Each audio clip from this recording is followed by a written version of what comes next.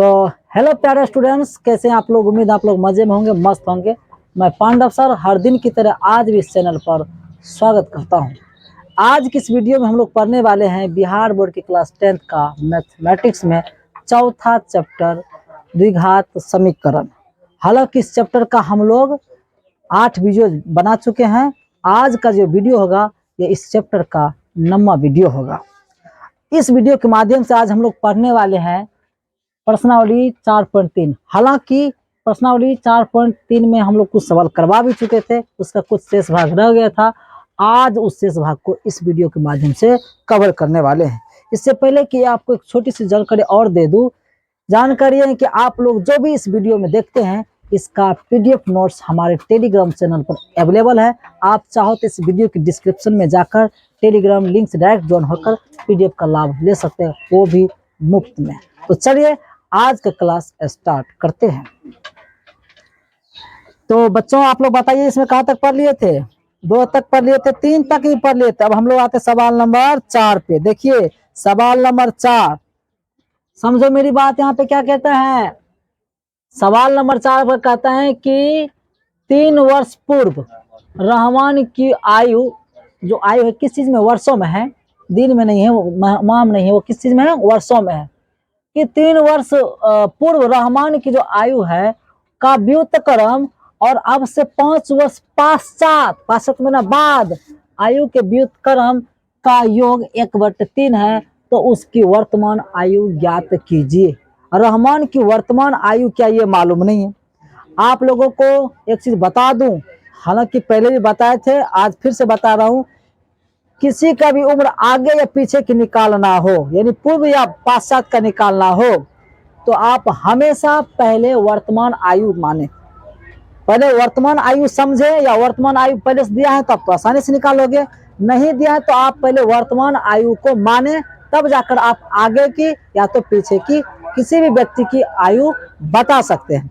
यहाँ रहमान की वर्तमान आयु क्या है ये हम लोगों को मालूम नहीं है, तो इसको हम लोग मानना शुरू करते हैं। तो लिखेंगे यहाँ पे, हम इसको हल करने जा रहे हैं। हल लिखेंगे, माना कि रहमान की वर्तमान आयु बराबर कितना? x वर्ष। क्या मैंने मान लिया? x वर्ष मान लिए कि रहमान की जो आयु होगी वो कितना वर्ष है? x वर्ष है। अब तो आगे पीछे की बात करते रहेंगे, लेकिन उससे पहले एक छोटी सी जानकारी और आपको दे दूंगा। यहाँ पे व्युत्क्रम कर रहा है, तो आपको समझने के बगल में है, हम समझने के लिए लिख देते हैं। आपको पता नहीं तो बताते। ए का व्युत्क्रम, ए का व्युत्क्रम जानते क्या होता है? 1/a होता है। समझने वास्ते इतने भी समझने के लिए आपके लिए काफी है, ठीक है। अगर a का व्युत्क्रम पूछेगा तो 1/a हो जाएगा। a/b का व्युत्क्रम पूछेगा तो b/, उल्टा करना है। अब सर ये उल्टा है क्या? हाँ उल्टा है। a के नीचे नहीं कुछ एक छिपा हुआ रहता है, किसी भी संख्या के नीचे हमेशा एक छिपा हुआ रहता है। पलटेंगे तो एक ऊपर गया, a नीचे आ गया। यानी व्युत्क्रम का मतलब होता है उल्टा। तो 5 का उल्टा 1/5, 10 का उल्टा 1/10। आप लोग बताइए 20 का उल्टा 1/20।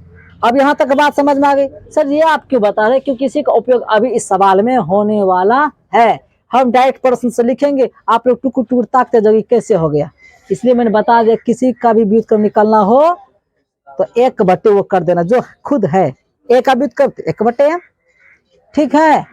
जैसे इसका नाम है सुमन है, सुमन का व्युत्क्रम बराबर हो जाएगा 1/, सुमन। बात समझ में आई? तो माना कि रहमान की वर्तमान आयु कितना वर्ष है? x वर्ष है। अब लिखने वाले यहाँ पे कहता है कि 3 वर्ष लिखे है। समझो मेरी बात। यहाँ पे लिखेंगे 3 वर्ष पूर्व माने पहले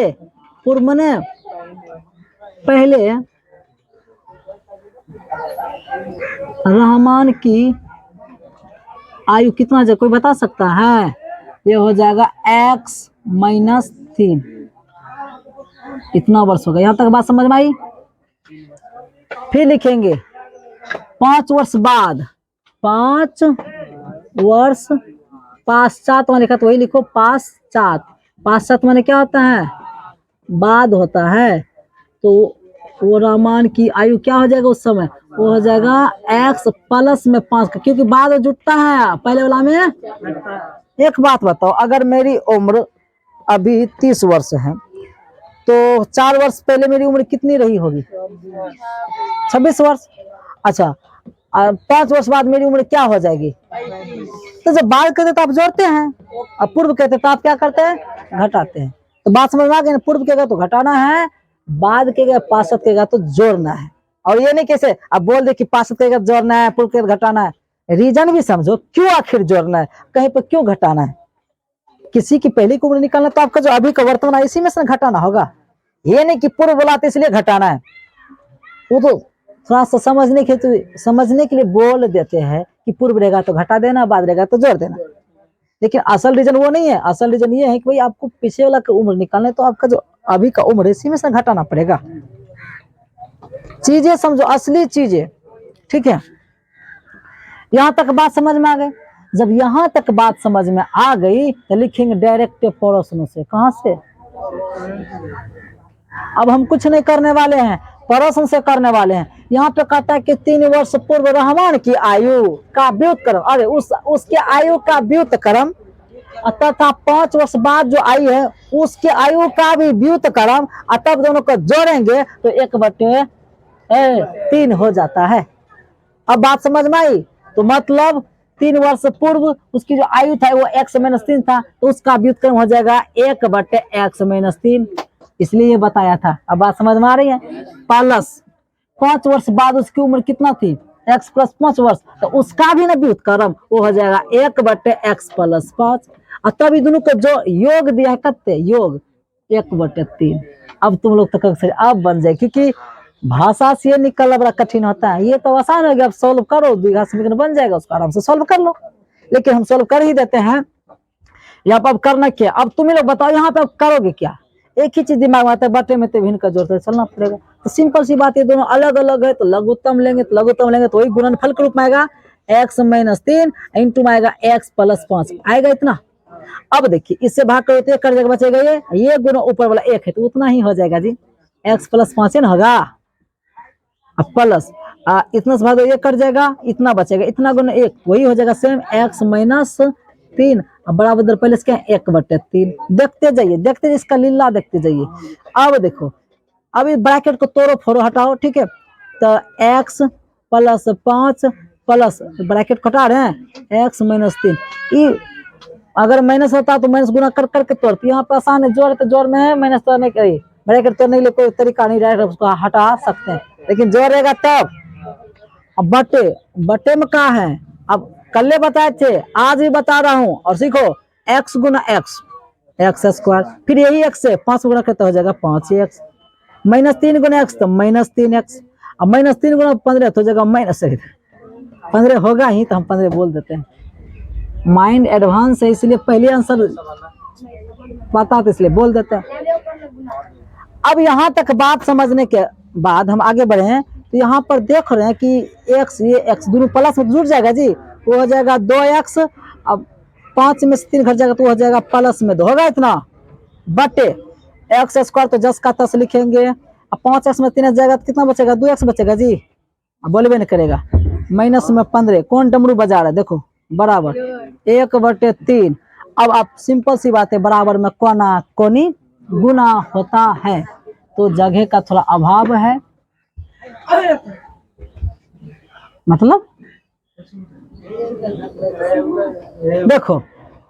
अब आगे जब हम लोग बढ़ाते इस चीज को, आगे जब इस चीज को बढ़ाते हैं तो कोना कोनी इधर से पहले गुना करें, इधर से पहले गुना करें, क्योंकि x² है ना, तो 1 से गुना करोगे इसमें तो पूरे पूरे ही उतर जाएगा, हो जाएगा x² प्लस में हो जाएगा 2x माइनस हो जाएगा 15 बराबर लिख के। अब इधर से गुना करते हैं तो 3 × 2 = 6, x से x लगा दो, और 3 × 2 = 6, यहाँ भी 6 ही होगा, ये होगा जी।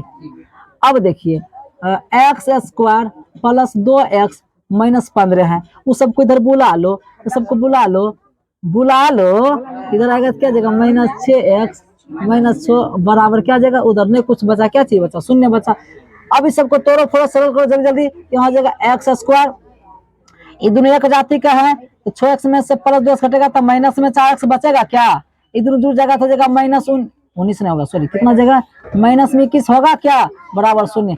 अब इसको गुणनखंड विधि से बनाओ या द्विघाती सूत्र जो विधि आपको आता है उस विधि से आप इसको बना लो, इसको बना लो। थोड़ा सा याद करते थोड़ा सा दिमाग पर प्रेशर देते हैं, रुको ने। अब देखिए यहाँ तक, अब इसको सोल्व करेंगे, आप लोग थोड़ा हेल्प करो ना, बताओ थोड़ा सा इसका खंडन कैसे करेंगे। 7x प्लस में 3x माइनस में 21 बराबर 0, सही बात है। माइनस 7x में से प्लस 3 से घटेगा तो 4x भी बढ़ जाएगा और गुना करते 7 21 भी हो जाएगा माइनस, यानी सारा काम हो गया। अब कैसे करते हैं, अगर जो आप पहली बार वीडियो देख रहे हैं आप पिछला वीडियो जाके वहां पर हम तोड़ के बताए हैं, ठीक है। फर्क कहां पर है स्टूडेंट को जी, मतलब समझ में नहीं आ रहा है क्या।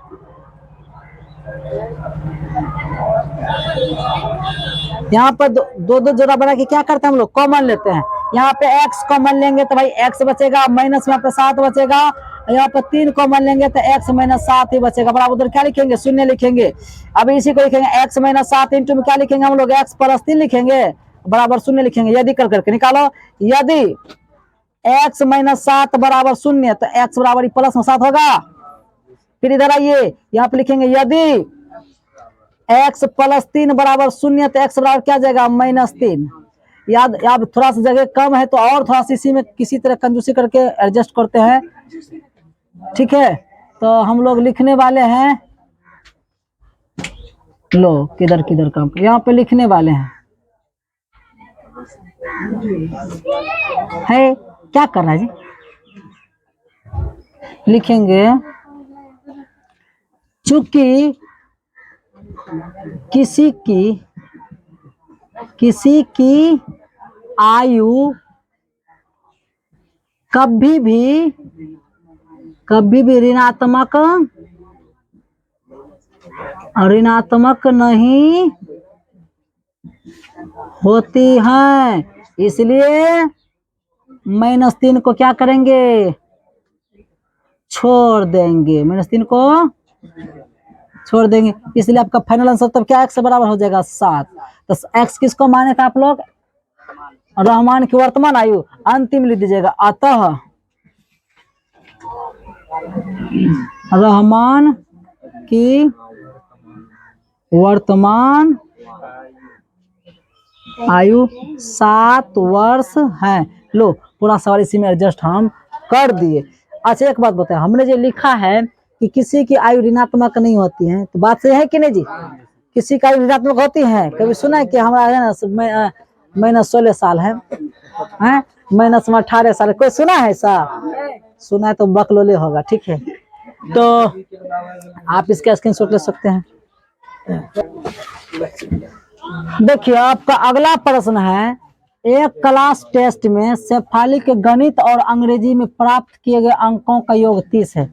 मैंने गणित और अंग्रेजी 2 विषय की क्लास में टेस्ट एग्जाम दिए, उसमें से वो 30 नंबर लाए, दोनों मिला करके, दोनों विषय में कितना नंबर लाते वो 30 नंबर लाते हैं। और सुनिए, यदि उसको गणित में 2 अंक अधिक और अंग्रेजी में 3 अंक कम मिले होते तो उनके अंकों का गुणनफल 210 होता। उसके द्वारा दोनों विषय में प्राप्त किए गए अंक ज्ञात कीजिए। वास्तव में वो दोनों विषय में कितने कितने अंक प्राप्त किए थे ये मालूम नहीं। हम कहेंगे 15 लगाएगा 30 पुर जाएगा, हम कहेंगे 70 लगाएगा, एगो में 13 लगाया होगा 30 तो पुर जाएगा, लेकिन वास्तव में है क्या वो मालूम नहीं है। ये लेकिन मालूम है कि दोनों विषय मिलाकर को 30 नंबर लाया है, लेकिन किन विषय में कितना कितना नंबर लाया है ये मालूम नहीं है, तो इसको हम लोग मान के चलेंगे। तो यहाँ पे लिखने वाले इसको हल करने जा रहे तो लिखेंगे माना कि क्या शेफाली है जी, माना कि शेफाली नाम है, माना कि शेफाली को गणित में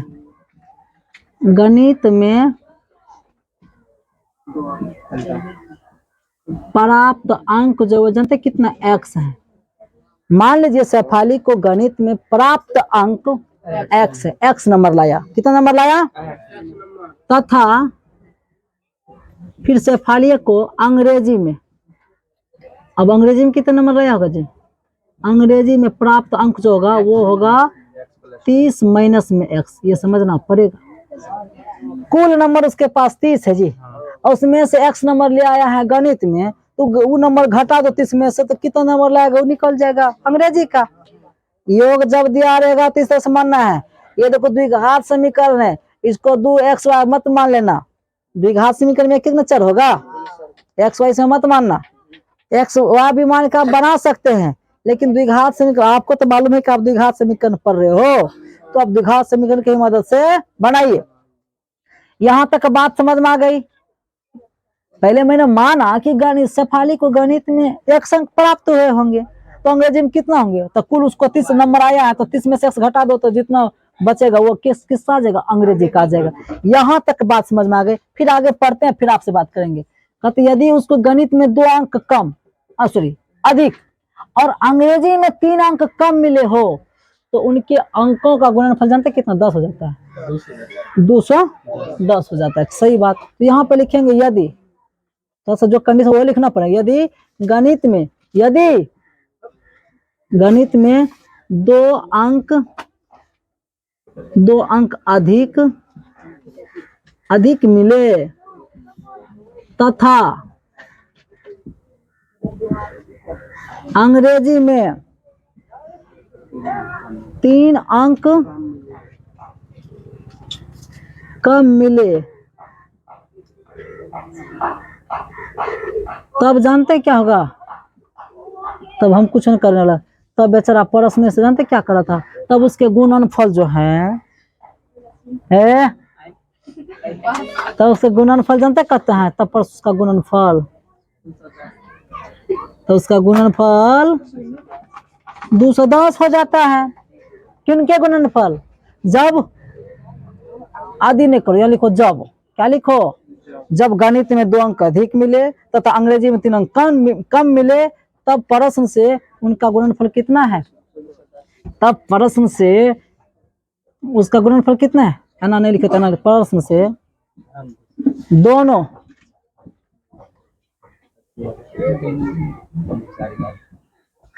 दोनों विषयों के या दोनों विषय के अंकों का गुणनफल कितना दिया है? 210 दिया है। कहता है कि अगर अंग्रेजी गणित में 2 अंक अधिक मिलता है और अंग्रेजी में 3 अंक कम मिलता है, तब उनके अंकों का गुणनफल 210 होता है। तब ना दोनों विषय के अंकों का गुणनफल 210 हो गया। अब गणित अब अंक कितना मिला वो तो मालूम नहीं है, तो गणित में उसको पहले अंक x हम माने हैं, लेकिन उसमें 2 अंक अधिक उसको मिला तो x + 2 होगा। गुणनफल मैंने गुना। अंग्रेजी को आपने क्या माना है? 30 माइनस x माना है, लेकिन उसमें से उसका 3 नंबर तो घटेगा। ये दोनों पहले का नंबर है, और गणित में 2 नंबर बढ़ा तो ऐसा हो जाएगा। अंग्रेजी पहले से है, इसमें 3 नंबर घटेगा तो कुछ इस प्रकार से हो जाएगा। तब ये दोनों का गुणनफल कितने था? 210। यही तो खेला है शब्द पकड़ने का। अब सिंपल सी बात, अब इसको तोड़ो मरोड़ो जो करो, ठीक है, आपकी मर्जी। अब ठीक है, तो यहाँ पर x + 2 लिखो इंटू में 30 में से 3 घटाओगे 27 बचेगा, 27 माइनस x बचेगा, बराबर हो जाएगा 2 से 10। अब गुणनखंड तो आप लोगों को आना चाहिए। x गुना 27 करेंगे तो हो जाएगा 27x, फिर x गुना x माइनस x स्क्वायर, 2 गुना 27 करेंगे तो 54 हो जाएगा जी, माइनस x, अब बराबर क्या हो जाएगा? 210। देखते जाइए, अब इसको सॉल्व कर रहे हैं, तो यहाँ पर माइनस x स्क्वायर आगे करो, क्योंकि मानक रूप में सजाओ। मानक रूप पहले पावर बड़ा वाला, तब लिखो। 27x से 27x में से 1 x घट जाएगा तो कितना बचेगा? 26 को x बचेगा। तो करो बात करता है 54 है, तो 54 लिख दो। इसको इधर बुला लो मेहमान नवाजी के लिए, तो 210 हो जाएगा। उधर नहीं कुछ तो क्या बचा? 0। ठीक है, अब देखिए minus x square minus 26x, अभी दोनों में करिए मेहमान नवाजी, क्या हाल होता है? करो ना जी, हम ही को करना पड़ेगा। चुट्टा अंकेगा 10 में से 4 जाएगा तो 6 बचेगा, या बचा 20, 20 में से 15, 156 होता है क्या? माइनस में आएगा, बराबर 0। अब इसको चाहता आप बना सकते हैं, लेकिन माइनस थोड़ा सा काम गड़बड़ कर रहा है। ठीक है, तो माइनस गड़बड़ का तो उसको भगा देंगे, और उसको भगाने का तरीका क्या है? आप जबरदस्ती 1 कॉमन ले लो, -1 सहित क्या करो? ले सकते हैं कि नहीं, एक तो किसी भी चीज से आप कॉमन निकाल सकते हैं। ये माइनस को भगाने के लिए, माइनस को भगाने के लिए हम लोग माइनस क्या करेंगे, एक कॉमन लेंगे। अब जब माइनस को मिलता है तो अंदर वाला सबका रूप बदल जाता है, माइनस वाला प्लस हो जाएगा, प्लस वाला माइनस हो जाएगा। ये पहले से माइनस में था, अब ये प्लस हो जाएगा एक्स स्क्वायर। अब प्लस ही बनाने के लिए काम कर रहे थे, अभी पहले से प्लस था तो कोई बात नहीं, हो गया। ये प्लस में से उससे कोई दिक्कत नहीं, लेकिन हमेशा क्या रहना चाहिए, प्लस एक्स। उसके बाद यह हो जाएगा प्लस में कितना, 256 बड़ा उधर, सॉरी 156 बड़ा उधर शून्य। अब देखो इतना गुना ये पूरा इतना, दो गो पद हुआ, एक पद को उधर भेज दो, x square plus 26 x plus 156 किधर रहने दो, ये जो गुना में था वो 0/- में हो जाएगा।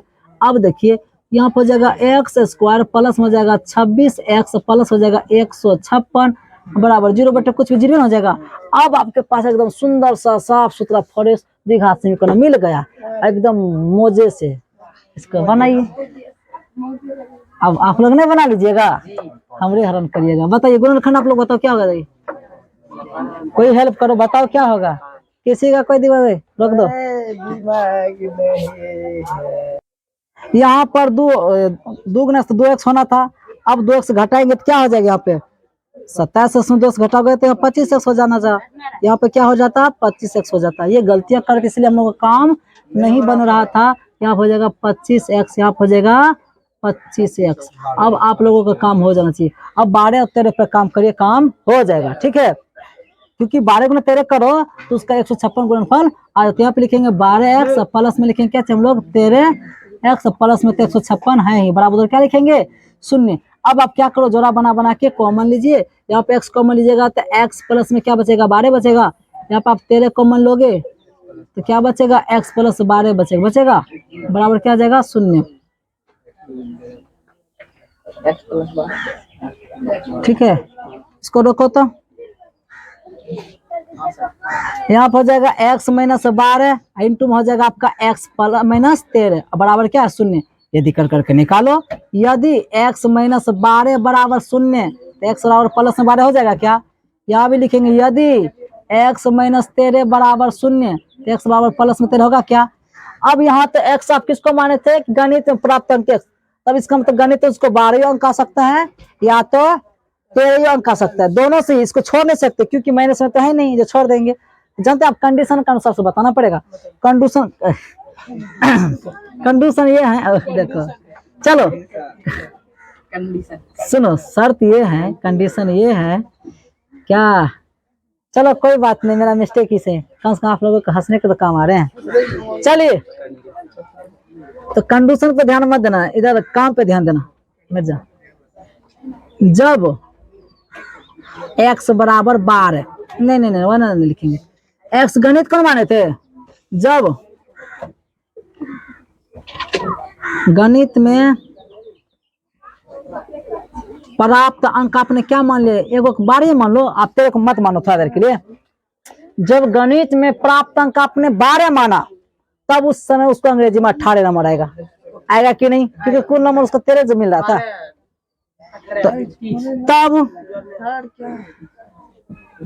तब अंग्रेजी में प्राप्त अंक जो होगा वो नहीं ऐसे लिखेंगे 30 घटा x, 12 लिखेंगे, 30 घटा x लिखे थे ना, तो x का मान 12 अपने खुद माना है तो 12 ना घटाइएगा तो कितना निकलेगा 18। लो एक आंसर ये हो गया कि जब अंग्रेजी गणित उसको 12 नंबर आएगा तब उस समय उसको अंग्रेजी में 18 नंबर आएगा। ये पहली कंडीशन हुआ।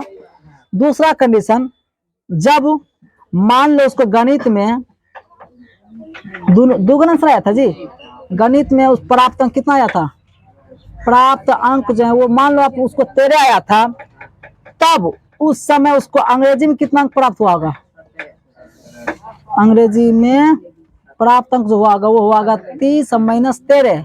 अब घटाओगे कितना निकलेगा 17। देखो 13 और 17 जोड़ेंगे 30 हो जाएगा, 12 18 जो 30 हो जाएगा, यानी दोनों आंसर सही है। ये हुआ कि जब गणित अगर उसको शायद 12 नंबर आएगा तो उस समय अंग्रेजी में उसको 18 नंबर आएगा, अगर गणित उसको 13 नंबर आता है तो उस समय उसको अंग्रेजी में 17 नंबर आएगा। दोनों जवाब सही है। तो आप इसको समझ गए होंगे, अगर समझ गए तो आप लोग को पहली बार फिर कह रहा हूँ, ठीक है। थोड़ा सा अगर आपको अच्छा लगता है, थोड़ा सा अच्छा लगता है तो लाइक मत करना।